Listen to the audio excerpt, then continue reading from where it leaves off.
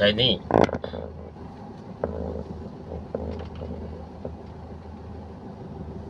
เป็นปลาเท่าพี่น้องส่วนเราขายเฉพาะใส่นี่แดงขายจากหลอกหนึ่งเฉพาะเนี่ยซา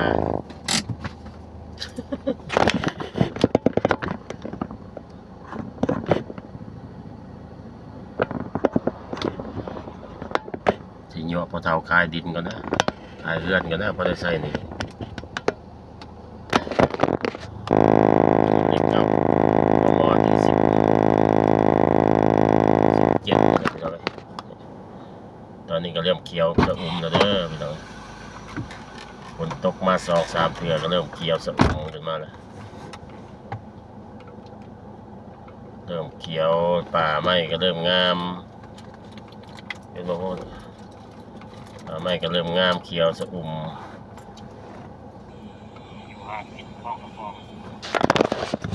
เลยพวกเฒ่ากำลังใหญ่พี่น้องส่วนเราขายนั่นแหละเบิ่งแล้วว่าได้ใส่หนี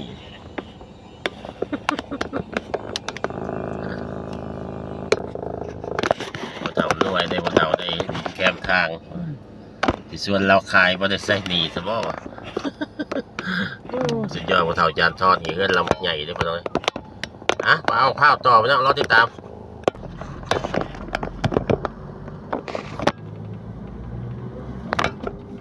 จะไม่ลายมันน้อยๆมาได้กับเมฆด้วยมั้ยเนี่ยโอ้จะมีฝนจะมองมาดิเมื่อก่อนก็ตกมาคักๆเลยทั่วฟ้ามากมันนี่ก็เงียบโอ้ได้คนเดียวตดโปรดได้ผู้โดยสารแล้วก็ราคาได้คุ้มค่าน้ำมันอยู่บ่เนาะชีวิตก็ได้สู่ไปห้างไปเลย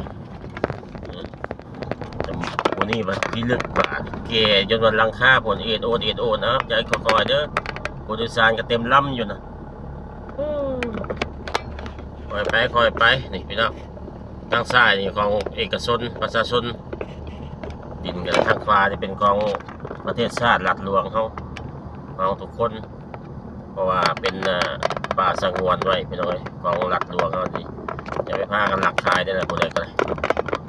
สุดยอดนี่ป่าดงดิบนี่เดือดถือว่าเป็นดงใหญ่ที่สุดในสวรรค์เขตเลยตอน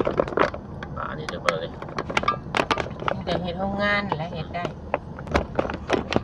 ทางเส้นนี้เบิ่งพี่น้องไม่ติดรถพ่วงเลยพี่น้องเนี่ยรถลาวรถไทยรถเวียดรถจีนถ้าไม่ได้ยัก4 เลนนี่ก็สิ่งงามอยู่พี่น้องไปกลับ2อย่างละ2นี่เด้อพี่น้องเด้ออาจจะมาลงทุนนำถนนทางที่มาเด้อพี่น้องเด้อไปได้4 เลนเพราะว่ามันก็อยากมาอัดหลายเติบอยู่ดอกทางก็ดีนาคักแต่ว่าก็มันก็ยังหอมยังน้อยอยู่นะพี่น้องพอส่วนลายไปที่รถพ่วงนี่คันนี่กับบางนึงรถไทย2 คันนี่นู้นครับลีกกันก็ถือว่าอยากหลายเติบเด้อพี่น้องนี่รถพ่วงรถใหญ่ๆรถที่ว่าเห็นป่ะอยากลีกกันก็ยากนะพี่น้องเห็นป่ะต้องมัดระวังแต่ว่าเกิดอุบัติเหตุกันหลายเติบอยู่ตลอดนี่ป่ะนี่แต่ว่าถนนก็โล่งอยู่เนาะทางรถมันก็บ่ค่อยหลายแต่ว่ามันก็ถ้ามันได้ไปกับ2-4 เลนนิ้วอย่างที่ให้ก็ได้ออกมาซะจากไดโนเสาร์ออกมาฮอตซีโน่ซะทางที่13ใต้ซะก็สุดยอดทำได้4 เลนในเมืองเด้อเราติดตามครับผมไปเป้าข้าวกันไปดูสวนมะพร้าวไปเบิ่งลูกน้องกันข้าวไปเจ้าไว้เป็นไงลูกน้องขึ้นมะพร้าวช่วงนี้คือนั่นก็เลยที่ไปแวะไปเบิ่งก่อนไปชมก่อนลูกน้องทำอะไรกันอยู่บอกกันจะกองสวนเนาะแวววาวสวยสะดุดตาพงสารีสำเนื้อ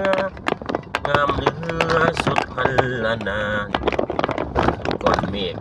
ธรรมชาติบ้านนอกเฮาพี่น้องมะม่วงก็เริ่มใหญ่ได้จะมะม่วงต้น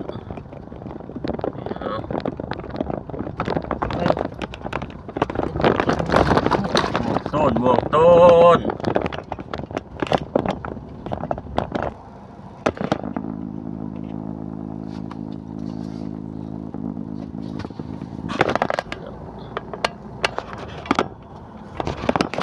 มะพร้าวมาก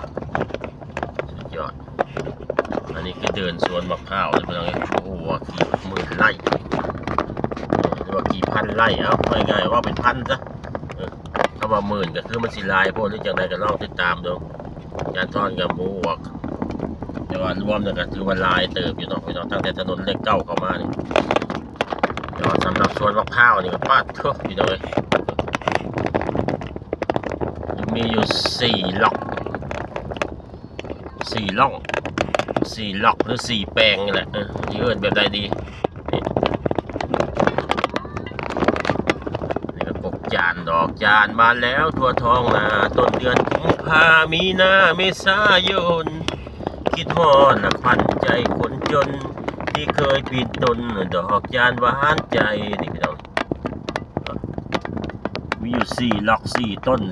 4 แปลงนี่มะพร้าวหอมน้ำหอมมะพร้าว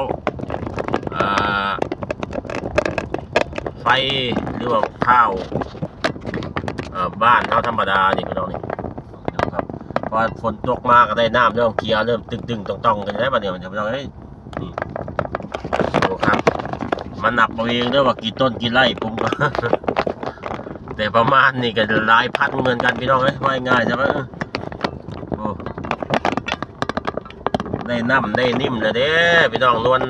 ในตึงตั้งขึ้นมาเนี่ยดีน้ำเฮานี่ก็ได้นี่อ๋อได้แล้วกองนี่พี่น้องมีอยู่4 ล็อกก็ดูเอาครับว่ามันหน่อยมันลายทำไดนี่มีครบสุดแล้วก็มีแบ่มีแกะมีวัวแต่บ่มีควายเด้อพี่น้องเด้อนี่นะปลูกโอ้ยนี่สุดยอดไปทางไหนเบิร์ด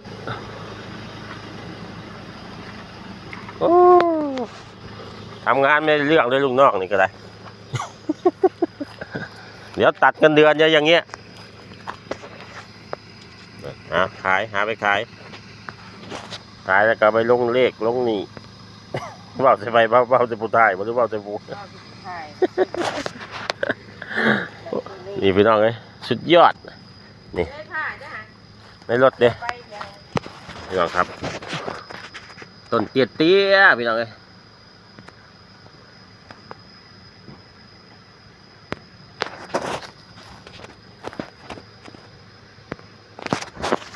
โอเคครับผมกดติดตามสักใครแล้วแชร์ด้วยพี่น้องอยู่ตำบลหนใดก็ได้ด้วยพี่น้องมาเอาผ้าไปขายน้ำหอมมันนี่ผู้ใดอยากก็มักซื้อพี่น้องห่านอยู่กม.3 ถนนเลข 9หรือว่ารัก 3เข้าใกล้ห่างไอ้ติ๊กมาหอดจอบ่ถึงก็แชทหาโทรหาด้วยพี่น้องนี่ตามนี่แหละพี่น้องเมื่อคืนนี่ก็ลุดลุยไปอีกแล้วพัฒนาเฮาก็ได้บ่เป็นยังเอาใหม่พี่น้องครับผมทุกท่านทุกคนอยู่ทางใดโอ้ยงานแบบนี้ไม่จ่ายเงินเดือนแล้วนี่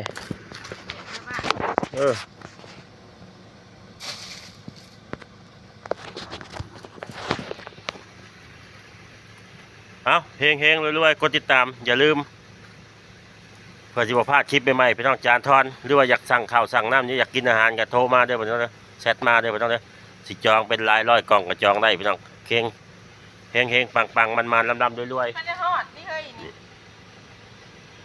บ๊ายบายครับ